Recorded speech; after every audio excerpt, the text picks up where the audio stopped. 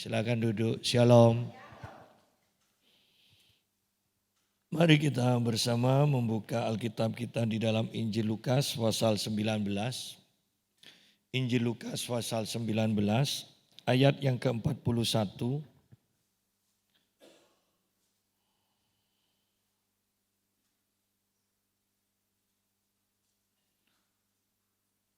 Dan ketika Yesus telah dekat dan melihat kota itu, ia menangisinya.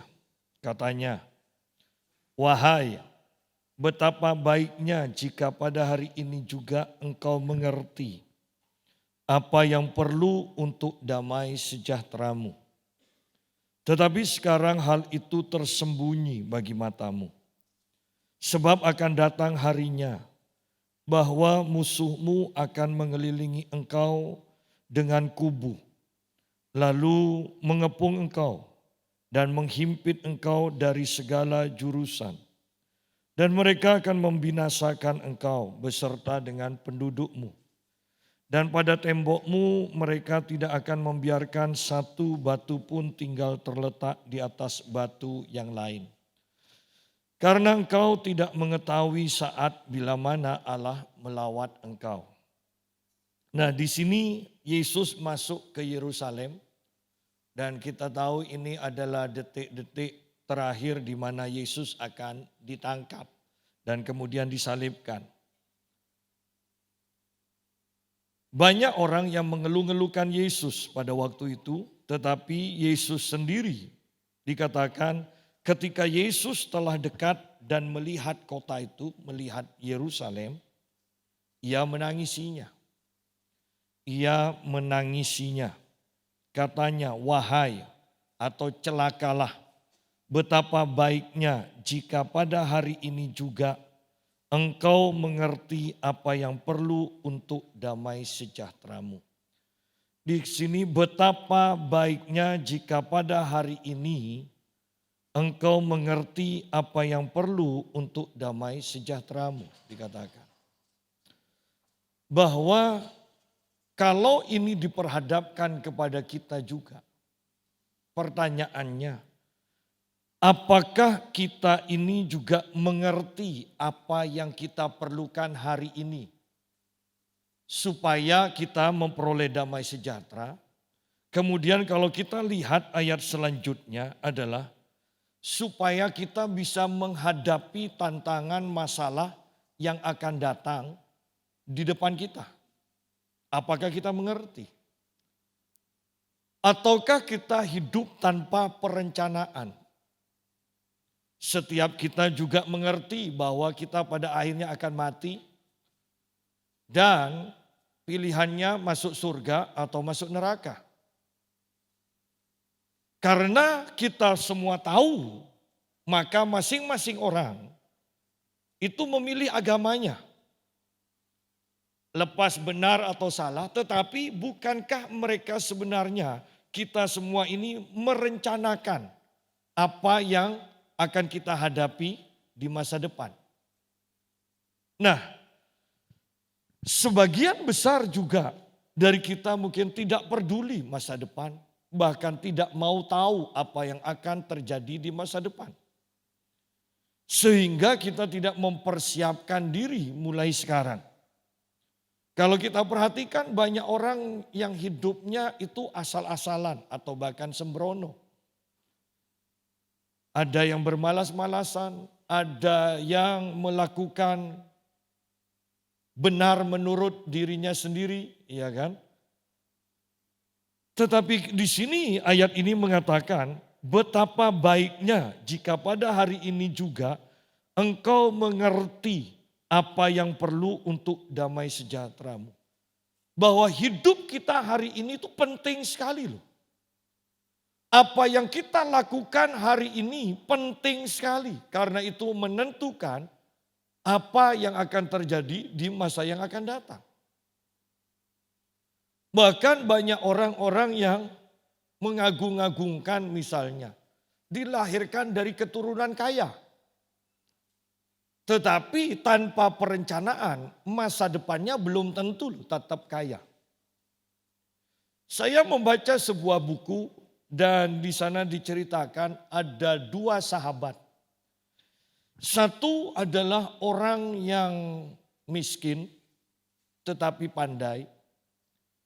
Yang satu temannya adalah orang kaya.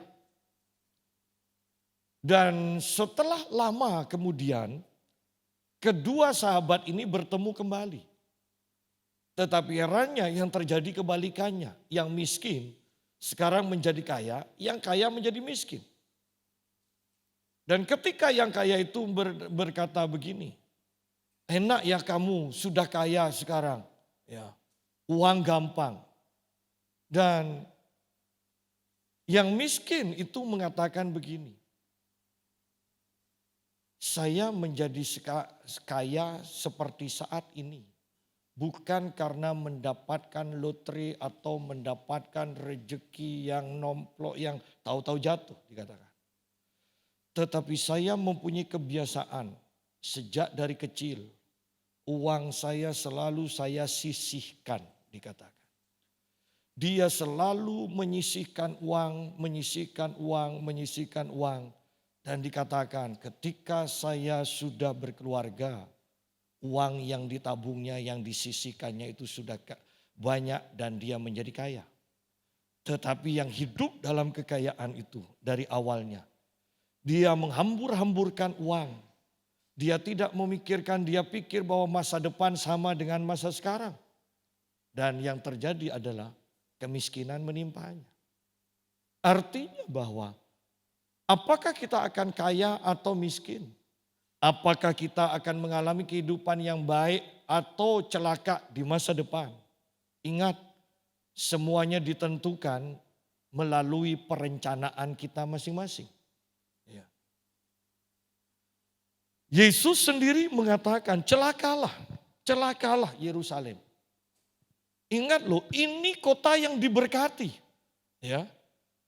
Ini kota di mana hadirat Tuhan menetap dengan kuat. Ini kota di mana bait suci, bait yang terutama ada di sana. Tetapi justru Yesus katakan celakalah. Ya. Karena mereka tidak tahu, mereka tidak mempersiapkan masa depan untuk kota itu yang dimulai hari ini. Mereka berpikir karena sekarang baik-baik saja, maka masa depan akan baik-baik saja. Mereka tidak mengadakan persiapan, mereka tidak ada perencanaan. Sidang jemaat, ketika kita memasuki hari-hari ini dan hari ke depannya, bukankah perencanaan itu juga penting? Karena tanpa perencanaan, kita akan tergilas di masa yang akan datang. Dan banyak orang menyadari bahwa hidup tidak semakin mudah. Dengan adanya perang, ya kan? Ukraina dan Rusia, jangan sampai menyusul Amerika dan Cina juga. Ekonomi akan semakin tidak menentu. Penyakit semakin tidak menentu. Ketika corona atau COVID melanda, kemudian orang-orang divaksin. Ternyata ada yang memperhatikan bahwa vaksin itu ternyata sudah dipersiapkan, kan ada tertera kan tahun dibuatnya. Itu sudah dibuat 4 tahun sebelum COVID itu melanda. Artinya bahwa COVID ini dibuat. COVID ini dibuat. Sidang jemaat, bahkan perhatikan di sini bahwa segala sesuatu yang tidak kita ketahui yang sebenarnya sedang terjadi. Kalau kita tidak mempersiapkan diri juga untuk mengantisipasinya, maka kita akan tergilas. Berapa banyak orang mati? Dan ini sejarah bahwa kematian di seluruh dunia paling banyak ya dengan penyakit ini, dengan COVID ini. Bukankah ini adalah penggenapan demi penggenapan yang pada akhirnya sangat menakutkan karena Alkitab begitu mudahnya mengatakan sepertiga makhluk di air mati, sepertiga manusia mati, sepertiga di kota suci mati. Seperti itu. Mainnya bukan berapa puluh atau berapa ratus orang mati. Tetapi sepertiga dari kota, sepertiga dari negara, sepertiga dari dunia. Mainnya seperti itu sudah. Nah, ini yang akan kita hadapi. Pertanyaannya, apakah kita sudah siap mempersiapkan diri untuk menghadapi hal itu? Orang-orang yang tidak mempersiapkan diri, Yesus katakan, wahai, atau terjemahan lama mengatakan celakalah. Celakalah. Ingat ini disampaikan dalam keadaan hari itu mereka sedang baik-baik saja. Tetapi karena Yesus tidak melihat persiapan mereka untuk masa yang akan datang, Yesus katakan celakalah. Wahai betapa baiknya jika pada hari ini juga, hari ini, engkau mengerti apa yang perlu untuk damai sejahteramu. Mengerti apa yang kita perlukan hari ini. Ya. Bahkan seperti sering saya katakan, kebanyakan manusia itu hidup hanya seperti budak. Makan, tidur, kerja, makan, tidur, kerja, makan, tidur, kerja, makan, tidur, kerja, kemudian mati. Hidupnya hanya seperti itu. Ingat masa depan itu ditentukan saat ini. Ya. Karena orang kaya tidak mempersiapkan diri. Ketika dia mati kemudian masa depannya ada di neraka. Dia kaget. Dia berteriak-teriak. Dan waktu tidak bisa diulang kembali. Ya. Waktu tidak bisa diulang kembali. Betapa baiknya jika pada hari ini juga engkau mengerti apa yang perlu untuk damai sejahteramu. Tetapi sekarang hal itu tersembunyi bagi matamu. Betapa pentingnya doa Paulus ya harus kita doakan di dalam kitab Efesus. Meminta kepada Bapa roh hikmat dan wahyu supaya kita mengenal akan Tuhan. Ketika kita mengenal Tuhan maka kita secara otomatis akan mengenal rancangan Tuhan. Mengenal apa yang akan dilakukan oleh Tuhan. Mengenal apa yang akan terjadi di depannya. Minta roh hikmat dan pewahyuan. Doakan itu, doakan itu, doakan terus. Ya. Tetapi sekarang hal itu tersembunyi bagi matamu. Bagaimana masa depan di mata kita? Apakah ini tersembunyi juga? Padahal Tuhan yang mengetahui masa depan. Dan kalau kita akrab, kita sahabat, bukankah rahasia Allah itu akan diberitahukan kepada sahabatnya? Sehingga masa depan saya katakan tidak terlalu rahasia bagi kita. Kita mengetahui selangkah demi selangkah kita semakin jelas akan masa depan itu. Dikatakan kalau tidak mengadakan persiapan, kalau kita tenang-tenang saja, ya, maka ini yang akan terjadi sebab akan datang harinya bahwa musuhmu akan mengelilingi engkau dengan kubu. Bahwa ada musuh yang akan menyerang. Ya. Sekarang ini semakin giat, semakin gencar orang-orang mengadakan dulu. Orang-orang Kristen mengadakan doa keliling. Sekarang orang-orang dari agama tetangga mengadakan doa-doa keliling. Dan itu rame. Itu bikin kacau. Saya tadi di kamar, apa kok semakin keras, semakin keras. Ketika saya keluar ternyata mereka masuk sampai ke sini. Ke pinggir untuk mendoakan. Dan saya katakan, Bapak doa silahkan, tapi kok masuk? Ini kan tidak sopan saya katakan. Silahkan keluar, silahkan doa di luar tidak masalah. Ya. Dan saya harapkan adalah orang bodoh yang mengikuti agama di mana tidak diajarkan sopan santun seperti ini. Loh ini rumah, ini tempat ibadah, sudah ditutup pintunya, masih masuk. Ya. Dan masih banyak juga orang-orang Kristen yang pindah agama, bodoh sekali. Ya. Bodoh sekali, dari sopan pergi ke kumpulan orang yang tidak sopan. Anda lihat dari orang yang rapi menjadi orang yang kumuh. Dari orang yang selalu cukur, orang yang tidak pernah cukuran lagi. Sidang jemaat.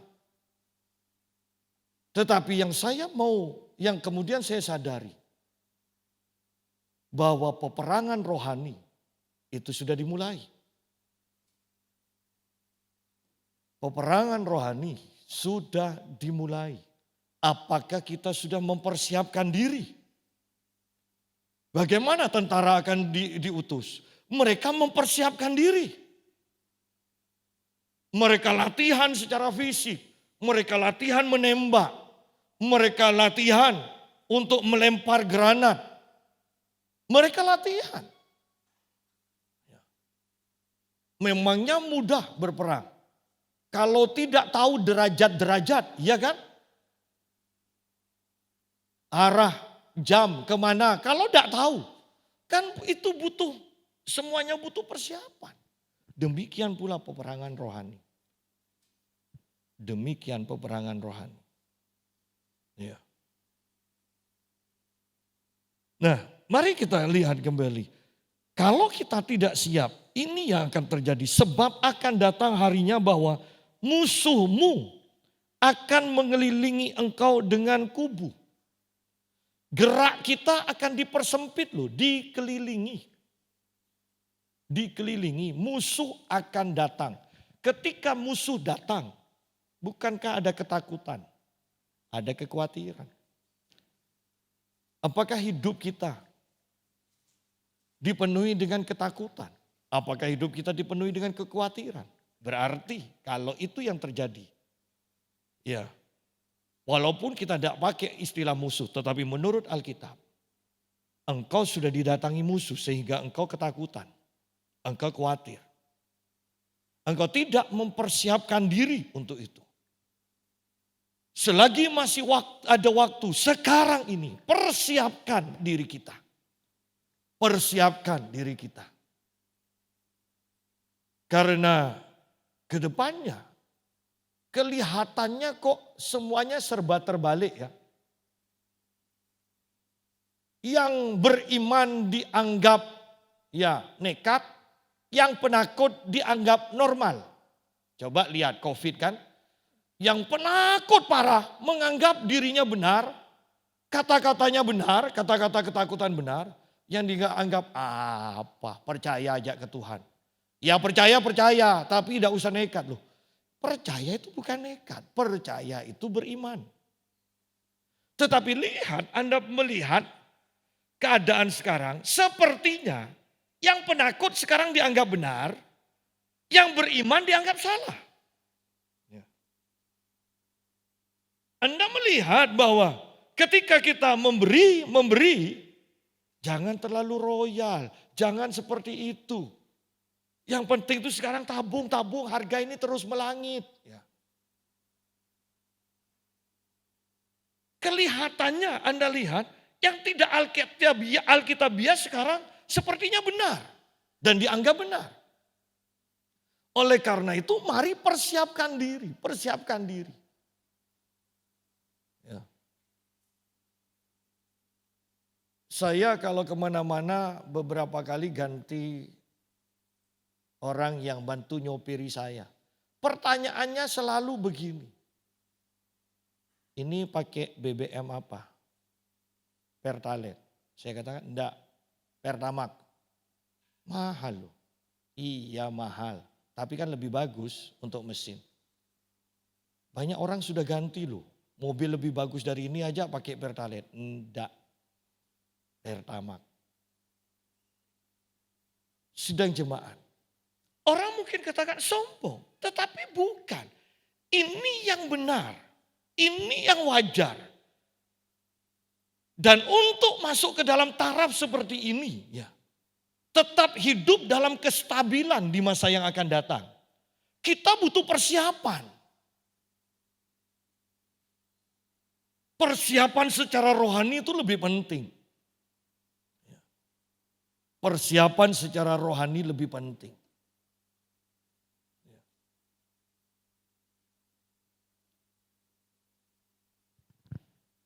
Nah, kita lihat sekarang kembali. Musuh akan mengelilingi engkau. Musuh datang mengelilingi. Menimbulkan ketakutan, menimbulkan kekhawatiran. Ya. Gerak kita dipersempit. Lalu mengepung engkau. Lalu mengepung engkau. Kalau sudah dikepung, berarti, ingat ini peperangan zaman dulu. Kalau sudah dikepung, berarti yang dikepung tidak bisa keluar. Hanya masalah waktu persediaan makanan akan habis. Artinya ketika berbicara pengepungan, akan ada kelaparan. Akan ada kematian karena kelaparan. Bahwa ketika musuh menyerang, ada kelaparan, ada ketakutan, ada kekhawatiran, kemudian meningkat pada kelaparan. Apakah ini juga akan terjadi di masa depan kita? Bisa saja terjadi. Bahkan pasti terjadi menurut kitab Wahyu. Ya kan? Ada kelaparan. Ada kematian.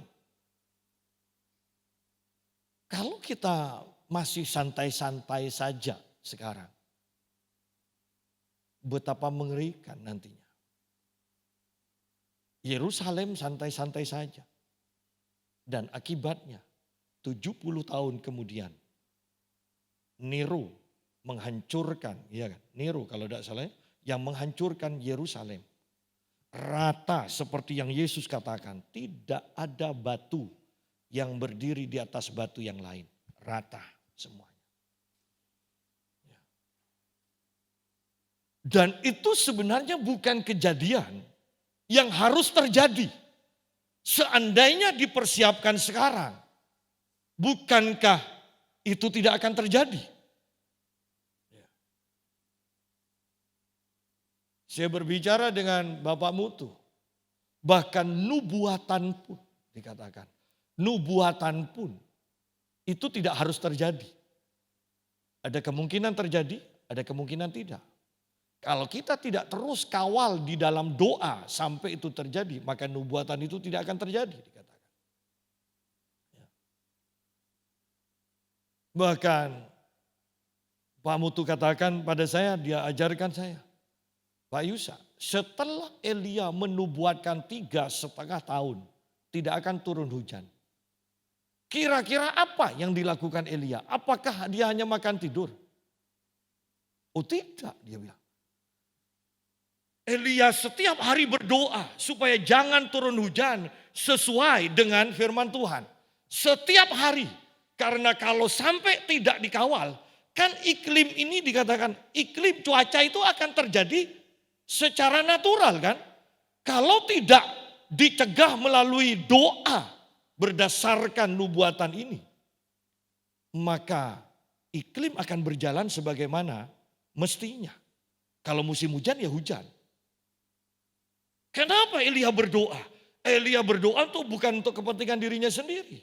Karena dia sudah memakai nama Tuhan, maka Tuhan jangan turun hujan, permuliakan namamu, jaga kemuliaan namamu. Kalau sampai turun hujan, namamu akan dicela. 3,5 tahun Elia berdoa seperti itu dikatakan. Sampai waktunya Dan Elia mengatakan, ada terdengar suara deru hujan. Itu pun Elia berdoa kembali. Bahwa semuanya dikawal di dalam doa. Nah, mari kita kembali kepada pembacaan kita di sini. Lalu mengepung engkau. Ada kelaparan. Tetapi saya tekankan, seandainya kita ada persiapan, ini tidak perlu terjadi.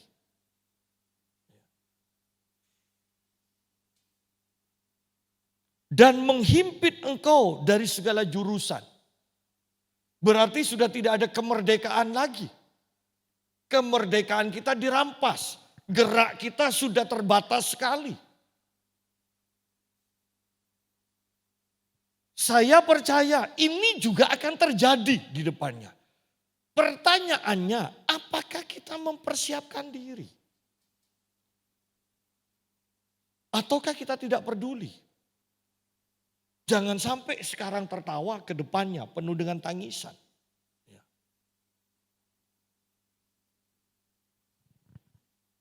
Dan mereka akan membinasakan engkau.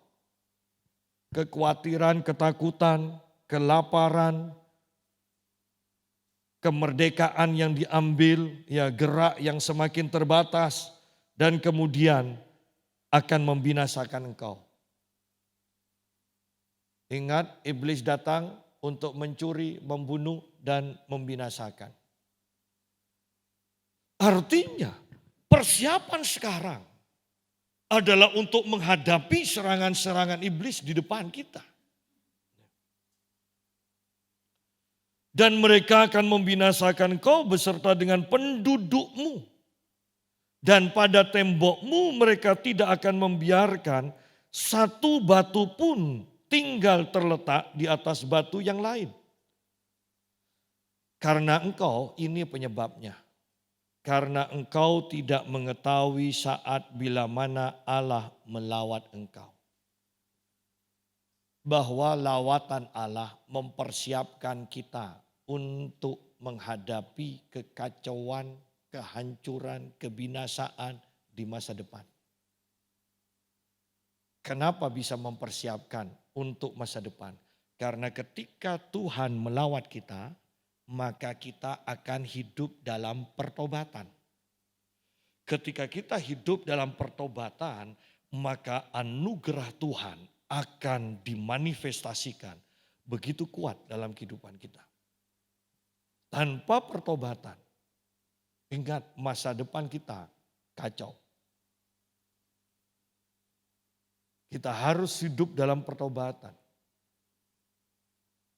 Bagaimana dengan Koraisim? Di mana Allah melawat mereka melalui Yesus. Banyak mujizat terjadi. Tetapi mereka tidak bertobat. Mereka tidak menyadari, mereka tidak menerima bahwa Yesus itu adalah Tuhan dan Juru Selamat. Bagaimana dengan Betsaida? Dilawat Tuhan, mujizat terjadi luar biasa. Bagaimana dengan Kapernaum? Yang dikatakan orang-orang berbondong-bondong datang kepada Yesus. Dan menerima kelepasan, menerima kesembuhan, menerima mujizat. Tetapi mereka tidak bertobat.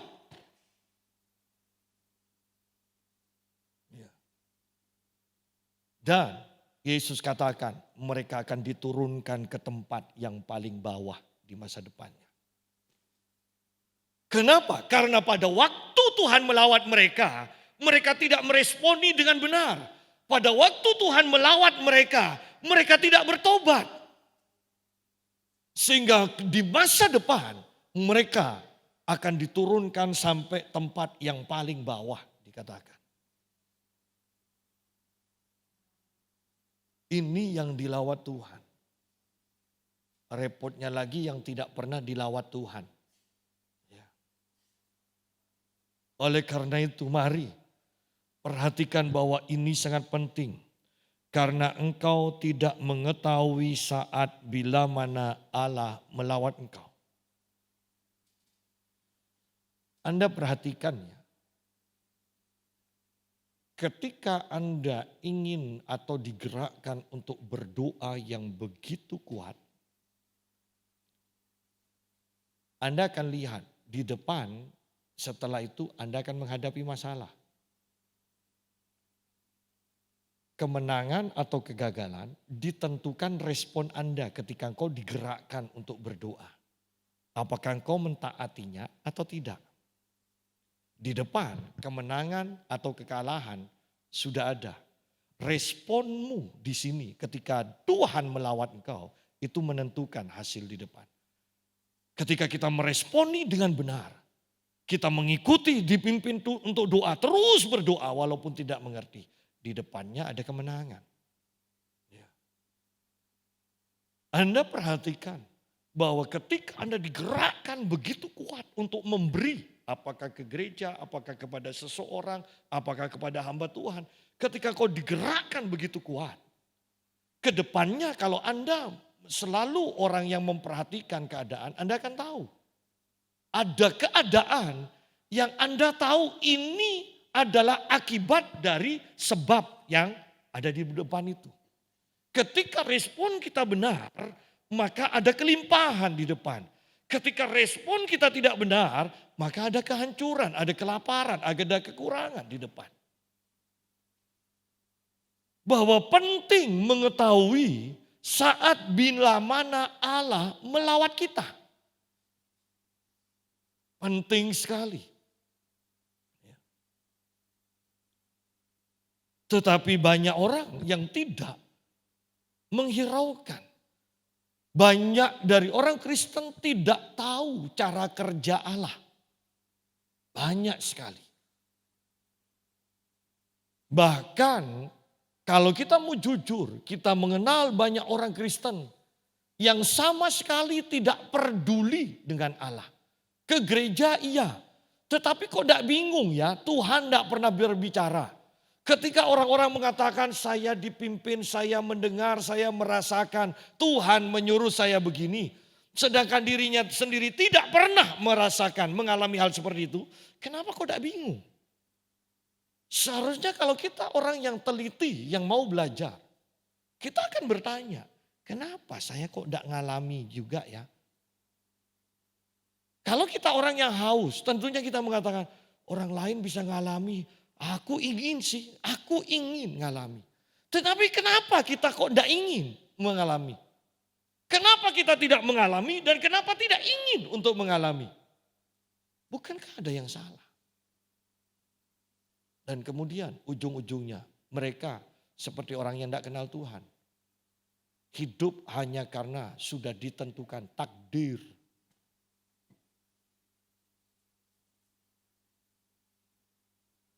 Kalau memang takdir, tidak perlu Alkitab mengatakan masa depan memang sungguh ada.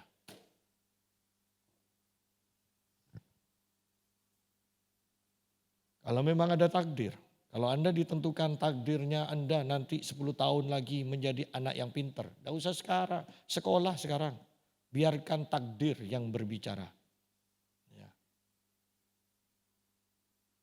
Bahwa semuanya ditentukan melalui persiapan yang kita lakukan. Bahkan di sini dikatakan, engkau tidak mengetahui saat bila mana Allah melawat engkau.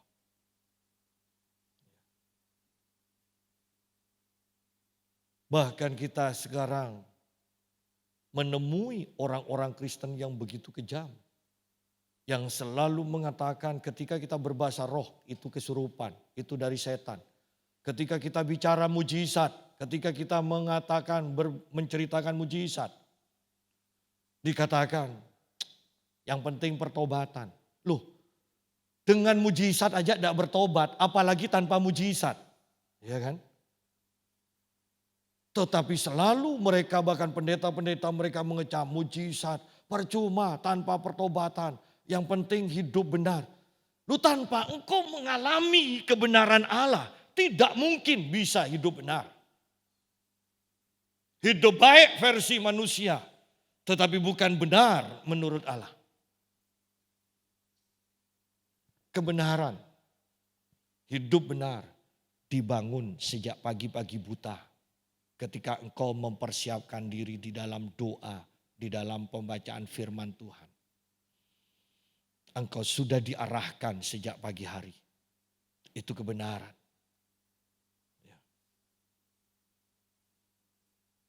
Karena engkau tidak mengetahui saat bila mana Allah melawat engkau.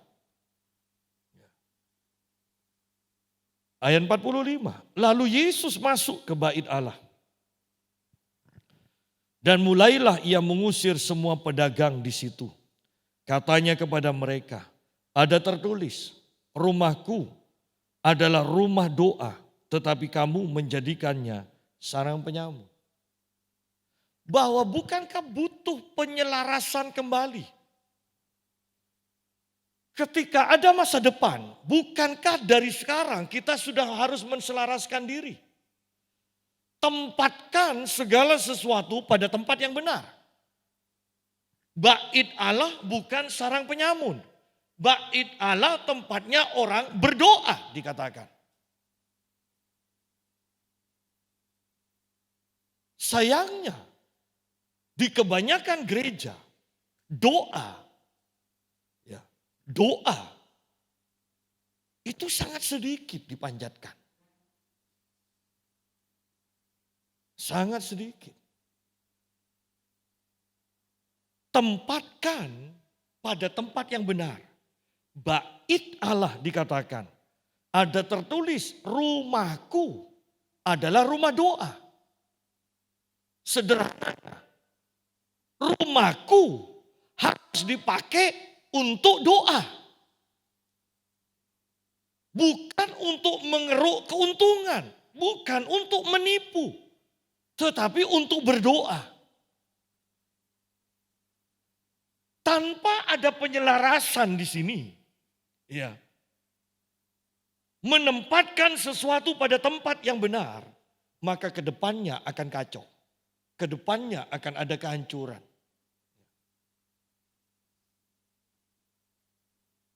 Anda bisa bayangkan rumah tangga dari kita punya anak masih kecil. Bukankah seharusnya anak itu yang harus nurut pada orang tua? Anda bisa bayangkan kalau orang tua selalu nurut kepada anak sejak anak itu kecil? Maka rumah tangga itu akan kacau. Tatanan itu akan kacau.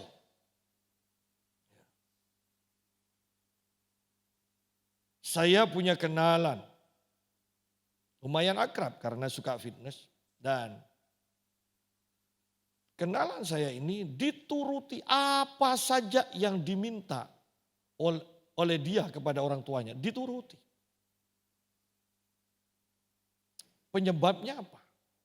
Penyebabnya pada masa kecilnya dia itu sakit dan hampir mati. Sehingga papanya, orang tuanya katakan, pokoknya asal hidup apa saja yang dia minta, saya akan kasih. Dan akhirnya sampai dia besar dewasa, menikah, cerai, kawin lagi, tidak tahu sekarang apakah sudah cerai lagi. Ya, orang tuanya tunduk, takut, apa saja yang diminta dituruti. Mau kawin, mau cerai, ya. Tatanannya kacau sudah. Sama kok. Ketika doa, ketika orang Kristen, bukankah ini gedung gereja namanya, harus ada orang-orang yang berdoa. Baru ini disebut gereja. Ini tubuh, bait Roh Kudus. Maka harus dimanifestasikan. Kalau ini bait Allah, maka Roh Kudus di dalam kita akan selalu berdoa. Dan kita harus mengikuti pimpinannya. Baru ini bisa disebut bait Roh Kudus, bait Allah. Kalau kita tidak pernah berdoa, berarti kita bukan tubuh ini bukan bait Allah. Ini sarang penyamun. Segala kelicikan akan ada. Tetapi ketika kau hidup dalam doa, engkau akan peka kok. Anda akan punya kepekaan ketika kau berjalan dalam kebenaran. Ketika kau akan nyerempet salah. Engkau punya kepekaan. Saya tidak bisa bayangkan. Kalau orang yang hidup dalam doa saja bisa jatuh dalam dosa, apalagi yang tidak hidup dalam doa. Jangan katakan, alah orang jatuh doa saja bisa jatuh dalam dosa, lebih baik kan tidak usah doa. Itu konsep yang salah. Kalau yang berdoa saja bisa jatuh dalam dosa, apalagi yang tidak berdoa. Percuma ke gereja, yang tidak ke gereja aja lebih baik kok hidupnya. Itu konsep yang salah. Kalau ke gereja saja masih banyak tantangan dan kadang jatuh. Kadang kita masih gosip, apalagi yang tidak ke gereja. Kan seperti itu. Persiapkan mulai sekarang. Persiapkan, karena kedepannya kita tidak tahu. Bahkan kalau mau jujur, bukankah sekarang ekonomi sudah tidak menentu? Sudah senang minyak goreng turun, BBM naik. Kalau BBM naik berarti semuanya akan naik. Ya. Timbangan aja yang tidak pernah turun. Selalu ada di bawah kaki timbangan itu. Ya. Jadi mari kita lihat sungguh-sungguh di sini. Katanya kepada mereka, ada tertulis rumahku adalah rumah doa. Tetapi kamu menjadikannya sarang penyamun. Diselaraskan kembali. Hidup kita mungkin selama ini tidak benar. Selaraskan kembali dengan kebenaran firman Tuhan. Karena masa depan itu ada. Dan masa depan apakah engkau diberkati atau hidup dalam kutuk. Engkau hancur atau engkau dipulihkan. Ditentukan dari sekarang ini.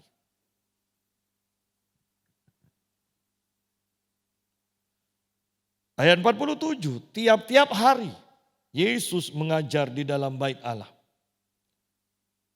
Ada doa penempatan dari bait Allah. Yang benar adalah dipenuhi doa. Kemudian yang kedua, Yesus mengajar di dalam bait Allah.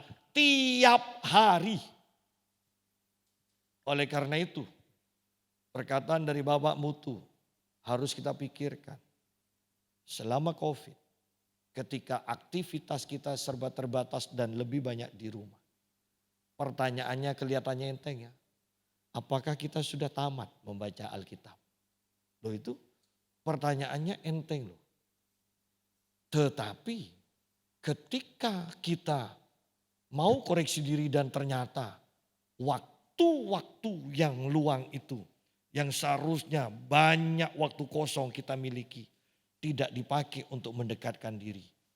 Bukankah ternyata waktu yang Tuhan sediakan ini terbuang dengan sia-sia?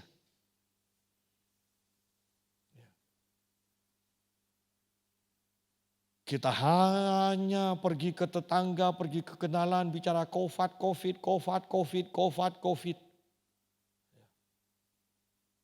Bisakah kita atau pernahkah kita berbicara? Bagaimana kebesaran Tuhan, pemeliharaan Tuhan di tengah-tengah keadaan yang seperti itu. Bagaimana kita menggunakan waktu-waktu yang begitu banyak. Bayangkan 2,5 tahun.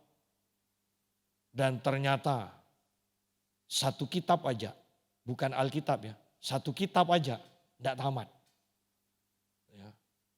Satu kitab aja tidak tamat. Artinya Matius saja tidak tamat. Ya. Matius saja tidak tamat. Jangan sampai kitab Obaja aja tidak tamat. Ya, Anda ngerti maksud saya kan? Ya. Obaja itu hanya terdiri satu pasal. Kalau itu saja tidak tamat. Ya. Apalagi Mazmur yang 150 pasal. Sidang jemaat, mari kita sungguh-sungguh mempersiapkan diri kita. Yesus mengembalikan bait Allah pada fungsinya, yaitu menjadi rumah doa.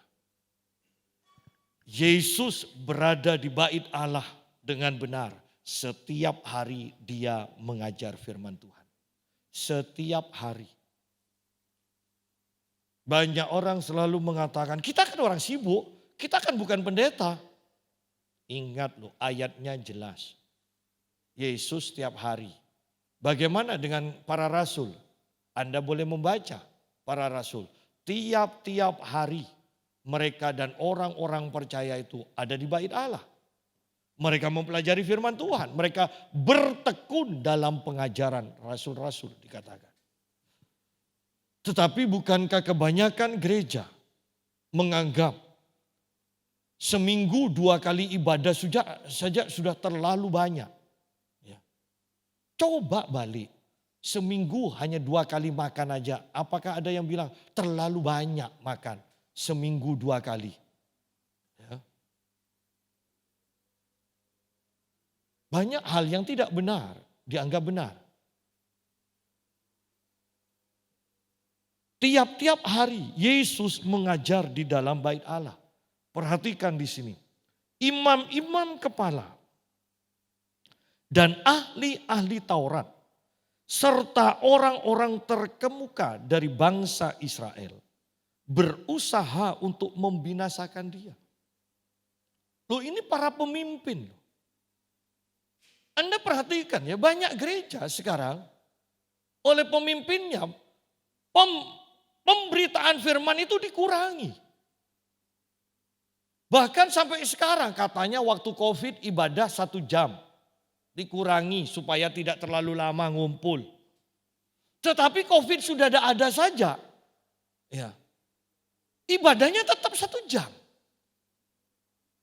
Lebih parah lagi. Masih banyak yang takut untuk ibadah di gereja. Tapi sudah ke Bali. Ibadah takut. Perhatikan. Kalau sampai bisa 2 tahun tidak ibadah dan merasa enak, merasa tenang. Berarti engkau memang bukan lahir baru. Pak, tapi kan dia pelayanan.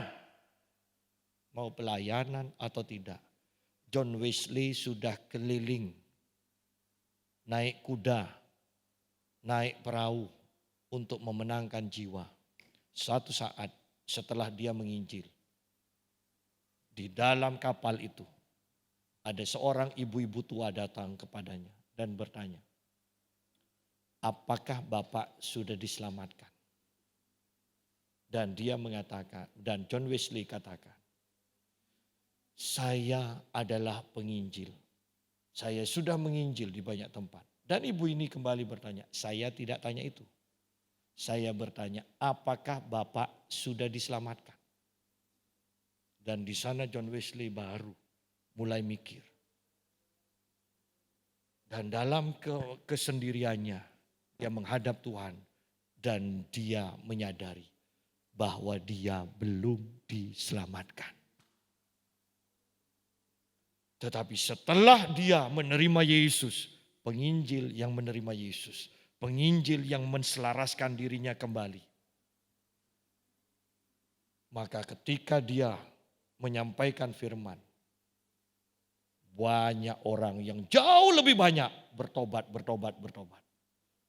Air mata begitu mudahnya mengalir dari orang-orang yang mendengarkan John Wesley berbicara. Sidang jemaat, jangan pikir ke gereja sudah membuktikan lahir baru. Oh, ketika engkau tidak dekat dengan Tuhan, ketika engkau tidak ingin dekat dengan Tuhan, ketika engkau biasa menganggap biasa tidak beribadah, saya mengatakan dengan pasti engkau belum lahir baru. Agamanya, KTP-nya Kristen, saya tetap katakan pasti belum lahir baru. Karena ketika seseorang lahir baru, maka tubuh kita adalah bait Roh Kudus dikatakan. Bait Allah. Bait Allah adalah untuk berdoa. Alkitab katakan. Bait Allah untuk berdoa.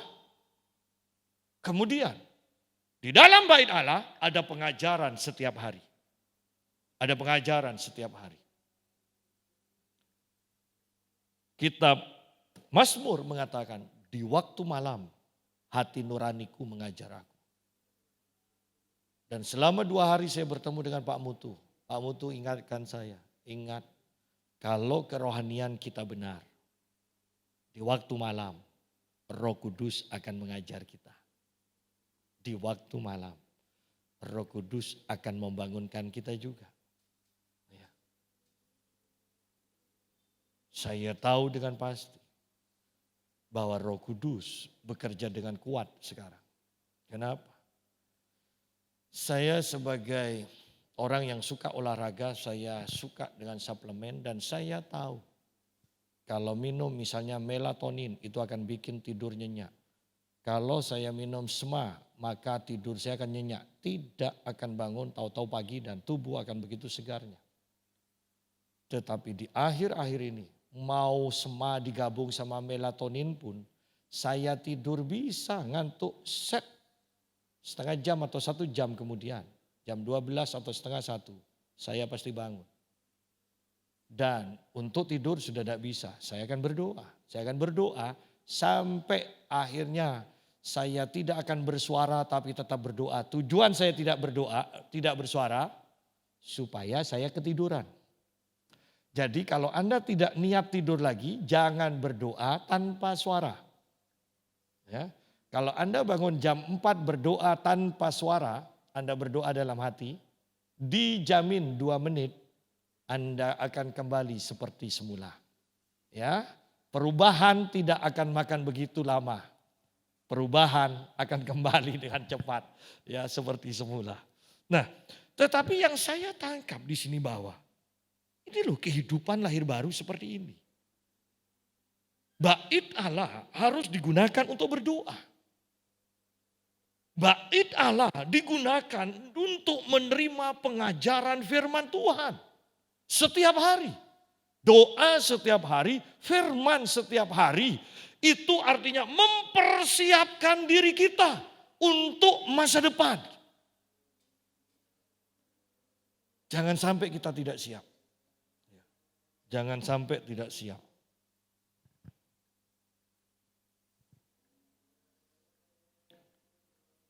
Bapak Mutu mengatakan pada saya, banyak pendeta di Malaysia waktu COVID, karena tidak ada ibadah, mereka jadi supir Grab.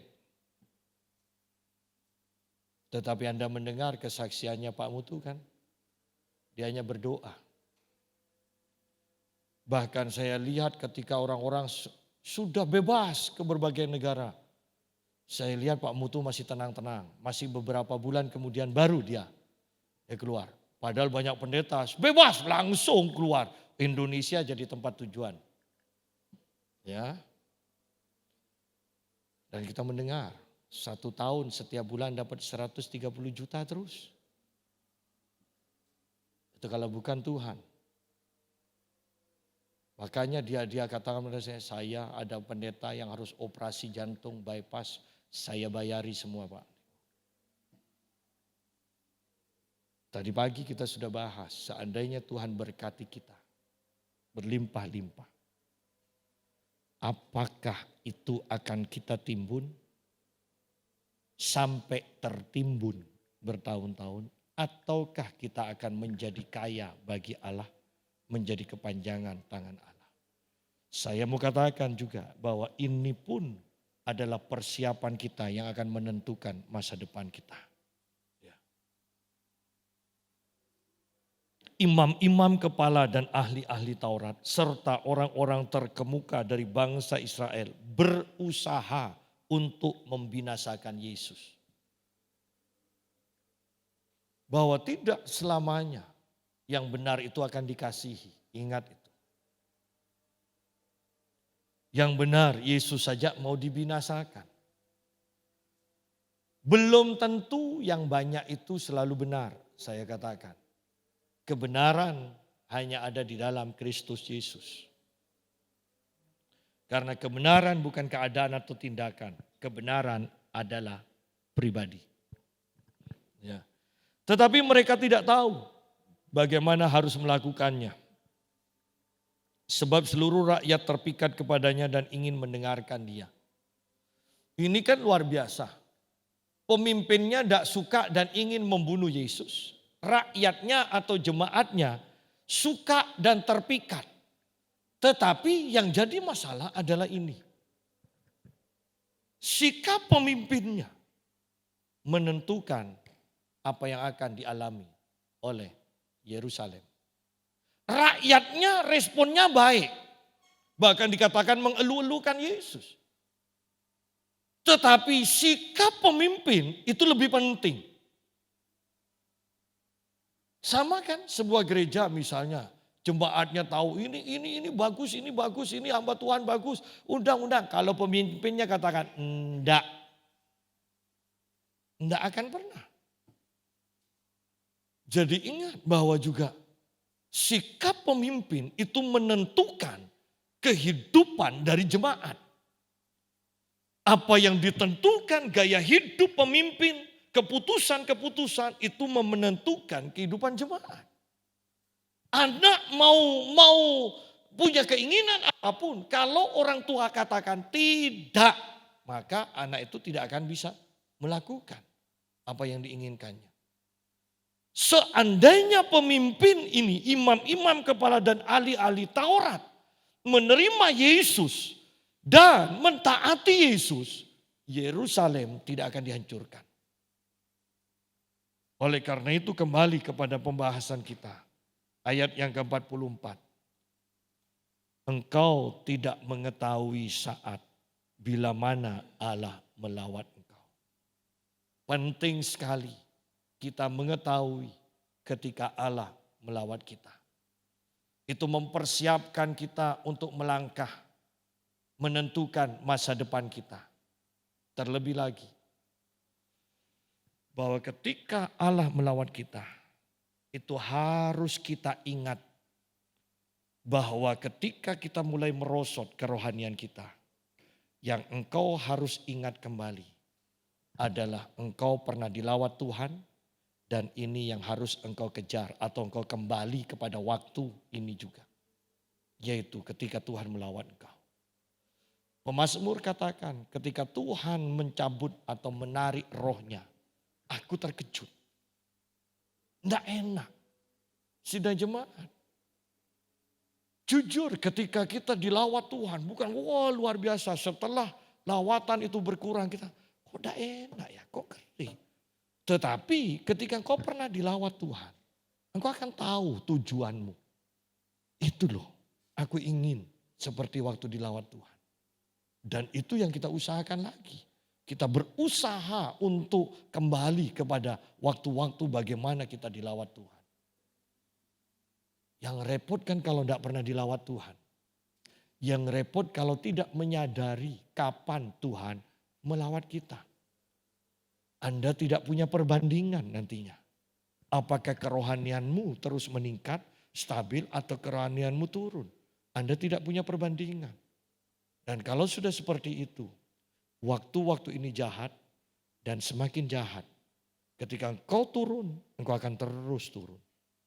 Tetapi ketika engkau naik, ingat waktu tidak menentukan, engkau akan terus naik bersama Tuhan.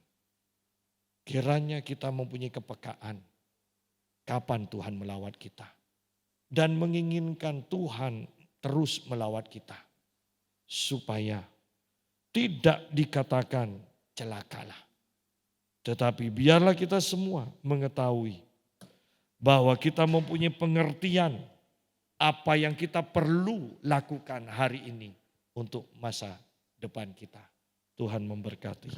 Mari kita berdoa.